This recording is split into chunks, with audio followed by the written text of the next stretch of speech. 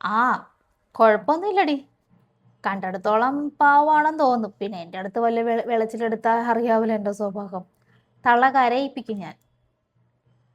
ആ ഇല്ല. ഇനി വീട്ടിൽ ഇനി കുറച്ച് ദിവസം വന്ന് നിൽക്കണം. ഇനി ഇവിടുത്തെ രീതിയും ചിട്ടയൊക്കെ ഒന്ന് നോക്കട്ടെ എന്ന് വിചാരിച്ചിട്ടാ. ജോലി ഇവിടെ ആരണ്ടൊക്കെ ഉണ്ടെന്ന് തോന്നടി. നേരത്തെ വന്നപ്പം പറയുന്നത് കേട്ടിട്ടുണ്ടായിരുന്നു. ജോലിക്കൊക്കെ ആളെ നിർത്തിയിട്ടുണ്ടെന്ന്. അതുകൊണ്ട് പിന്നെ ആ കാര്യത്തിൽ ടെൻഷനില്ല. ആ ഇല്ല, ഞാനൊന്നും കഴിച്ചിട്ടില്ല. ഞാൻ താഴോട്ടൊന്നും കൊണ്ട് പോയില്ല. ഇനി എന്തുവാ അവിടെ ഉണ്ടാക്കി വെച്ചിരിക്കുന്നതെന്ന് അറിയത്തില്ല. ഇനി എൻ്റെ ഇഷ്ടങ്ങളല്ലേ ഇനി ഇവിടെ നടക്കൂ. ഉം. ശരിയടി, ഞാനേ പിന്നെ വിളിക്കാം നിന്നെ. എനിക്ക് നല്ല വിശപ്പുണ്ട്. രാവിലത്തെ ചായ പോലും ഞാൻ കുടിച്ചിട്ടില്ല. എന്നിട്ട് നിന്നെ ഞാൻ വിളിക്കാം. വേറെ എന്താ പണി എനിക്ക്? ആ ശരി.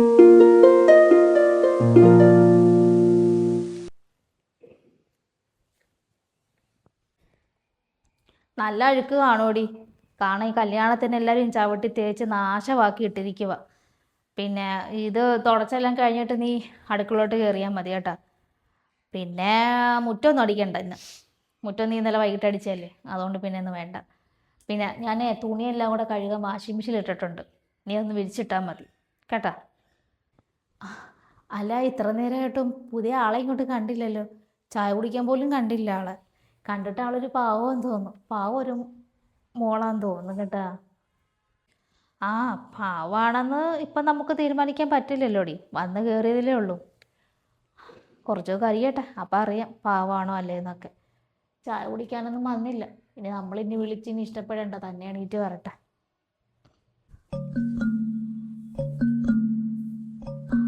ദേ വരുന്നു നീ തിരക്കിയ ആള്. ഇപ്പൊ മോടെ കാര്യം കൊണ്ട് പറഞ്ഞതേ ഉള്ളായിരുന്നു. ഇത് ഇത് മോളെ ഇവിടെ നമ്മുടെ സഹായത്തിന് വരുന്ന ആളാ. അവളിവിടെ വന്നിട്ട് ഇപ്പം 5 വർഷം കഴിഞ്ഞു. എനിക്ക് വയ്യാതെ വന്നപ്പോഴത്തേക്ക് നിർത്തിയതാ. എനിക്കില്ല പെട്ടെന്നില്ല കാല് പൊടിഞ്ഞ് കാണുന്നപ്പോഴത്തേക്കേ ഇവിടെ നിർത്തിയത്. ഇപ്പോഴും നമുക്ക് അതിൻ്റെ വേദനയും കാര്യങ്ങളും അതുകൊണ്ട് അവളാണ് ഇപ്പോൾ എല്ലാ കാര്യങ്ങളും ചെയ്യുന്നത്. ഇവിടുത്തെ ഒരു അംഗമാണ് അവള്. ഇവിടെ എല്ലാത്ത കാര്യങ്ങളൊക്കെ അവളെ മുൻപന്തിൽ അവളെ നിർത്തുന്നത്. ഇവരെ കണ്ടിട്ട് അത്ര പോരല്ലോ അമ്മ. ഇവരുടെ വേഷമൊക്കെ കണ്ടില്ലേ? വേറും വൃത്തിയില്ലാത്ത ഒരാളാ. അതിന് അവളോട് ചുമ്മാ ഇരിക്കാൻ വരുന്നതല്ലല്ലോ മോളെ. ഇവിടുത്തെ ജോലിയൊക്കെ ചെയ്യുന്നല്ലേ, മുറ്റമടിക്കലും പേര് തൂത്തുവാരലും പിന്നെ അടുക്കളയിലെ ജോലിയും. അപ്പോൾ അവൾ അങ്ങനെ ജോലിയൊക്കെ ചെയ്യുമ്പോൾ അവിടെ തുണിയും മുണ്ടിലൊക്കെ അഴുക്കൊക്കെ ഉണ്ടാകും.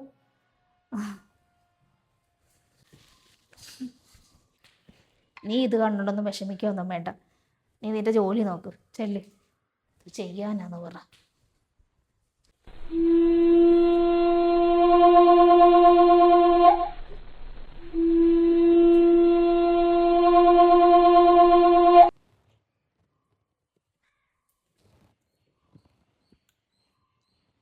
അയ്യേ, ഒരു ടേസ്റ്റും ഇല്ലല്ലോ ഈ കറിക്കൊക്കെ. ഹൂ.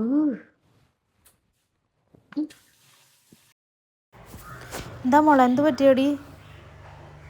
എൻ്റെ പൊന്നുമ്മ, ഇതൊക്കെയാണോ നിങ്ങളിവിടെ കഴിച്ചുകൊണ്ടിരുന്നത്? വായി വെക്കാൻ കൊള്ളത്തില്ലല്ലോ. രാവിലത്തെ ഭക്ഷണം കഴിച്ചപ്പോഴേ എനിക്ക് ഇഷ്ടപ്പെട്ടില്ല. ഇപ്പം ഉച്ചയ്ക്ക് തന്നെ ഒരു കറി വെച്ചിരിക്കാൻ നോക്കിയപ്പോഴത്തേക്ക് ഉപ്പുമില്ല പുളിയുമില്ല ഒന്നുമില്ല. ഇതൊക്കെ ഒരു മീൻകറിയാണോ? അതൊക്കെ എൻ്റെ വീട്ടിലുണ്ടല്ലോ, അവിടെയും ഉണ്ട് ജോലിക്കാരും. ഇതേപോലൊന്നും അല്ല, നല്ല വീറും വൃത്തിയൊക്കെ ഉള്ളതാ. അത് നമ്മുടെ അടുത്ത് ചോദിക്കും. നമ്മുടെ ഇഷ്ടത്തിൻ്റെ രീതിയിലാണ് ഓരോ കാര്യങ്ങളും ചോദിക്കുന്നത്. ഞാനാണ് അവിടെ എല്ലാം ചെന്ന് നോക്കിയെടുക്കുകയും ചെയ്യുന്നത്. എനിക്ക് പിന്നെ ഇതെല്ലാം അറിയാമെങ്കിലും അവരെ കൊണ്ടെല്ലാം ചെയ്യിപ്പിക്കുന്നതൊക്കെ ഞാൻ തന്നെയാണ്. ഇതൊന്നും എനിക്കറിയാൻ പറ്റൊന്നുമല്ല. അവരുടെ കൂടെ ഞാൻ കണ്ടും കേട്ടും ഒക്കെ ഞാൻ പഠിച്ചിട്ടുണ്ട്. അവർക്ക് പോരാത്തൊക്കെ ഞാൻ തന്നെയാണ് പറഞ്ഞു കൊടുക്കുന്നത്. ഇതെന്തുവാ ഇത്? എനിക്ക് പറ്റത്തില്ല ഈ ഫുഡൊന്നും. രാവിലെ തന്നെ ഞാൻ കഴിച്ചപ്പോൾ തന്നെ എനിക്ക് മതിയായി. അതുകൊണ്ട് ഇവരെ പറഞ്ഞു വിട്ടട്ടെ, വേറെ വല്ലവരും വിളിക്കും. അല്ലെങ്കിൽ തന്നെ എൻ്റെ കസ്റ്റഡിയിൽ തന്നെയുണ്ട് കുറച്ച് പേര്. അവരൊക്കെ നല്ല കാണാനും വൃത്തിയും വീറും ഉണ്ട്. അല്ലാതെ ഇവരെ പോലൊന്നും അല്ല. അവരെ പോലെ തന്നെ ഇവിടുത്തെ ഫുഡൊക്കെ. എനിക്കിനി വേണ്ട ഇവിടുത്തെ ഒന്നും. മോക്ക് എന്താ വേണ്ടെന്ന് വെച്ചാൽ പറഞ്ഞാൽ മതി. ഞാൻ അതനുസരിച്ച് ഞാൻ ചെയ്തു തരാം. അതെ, ഇനി നിങ്ങൾ ഇഷ്ടമുള്ള ഫുഡൊന്നും ഉണ്ടാക്കി എനിക്ക് തരുമൊന്നും വേണ്ട. ഇനി ഇവിടുത്തെ കാര്യങ്ങളൊക്കെ തീരുമാനിക്കുന്നത് ഞാനാ. എനിക്കിഷ്ടമില്ലാത്ത ആളെ നിങ്ങൾ പറഞ്ഞു വിടും, അത്രയല്ലേ ഉള്ളൂ. ഓ, ഇനി നിങ്ങൾ എനിക്ക് ഇഷ്ടപ്പെട്ട ഫുഡൊന്നും ഉണ്ടാക്കി തരണ്ട.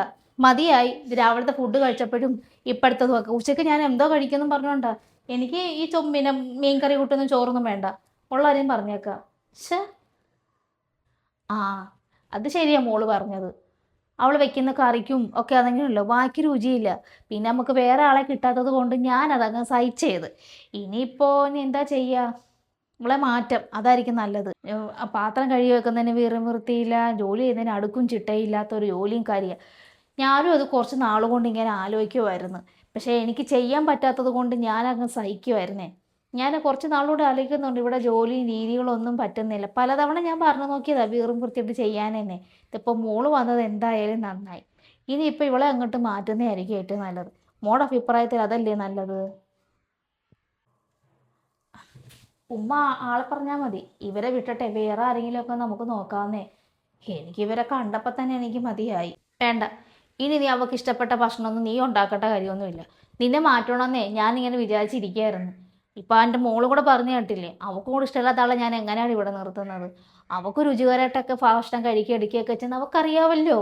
ഇനിയിപ്പോൾ അവൾക്ക് ഇഷ്ടമുള്ള ഭക്ഷണങ്ങളും അവളുടെ രീതിക്കും അവൾക്ക് ഇച്ചിരി വീറും വൃത്തിയുള്ള ആളാണ് ഇപ്പം എനിക്ക് മനസ്സിലായേ. ഇനിയിപ്പോൾ നിൻ്റെ അവിടെ നിർത്തിയിട്ട് എന്താ കാര്യം? അതുകൊണ്ട് നീ ഒരു കാര്യം ചെയ്യ്.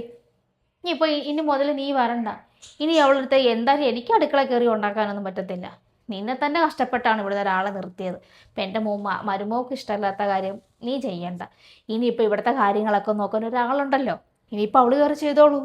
അവളവിടെ വീട്ടിലൊക്കെ എല്ലാ നിയന്ത്രണത്തോടൊക്കെ നടത്തിയ ആളല്ലേ.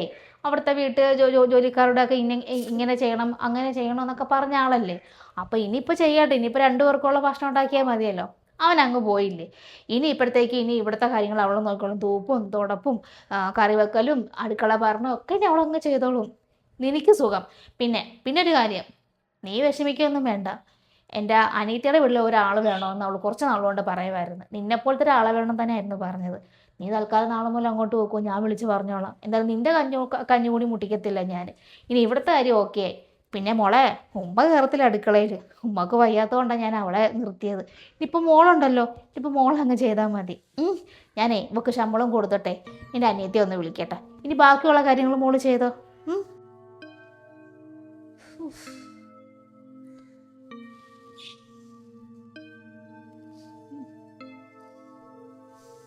വേണ്ടായിരുന്നു.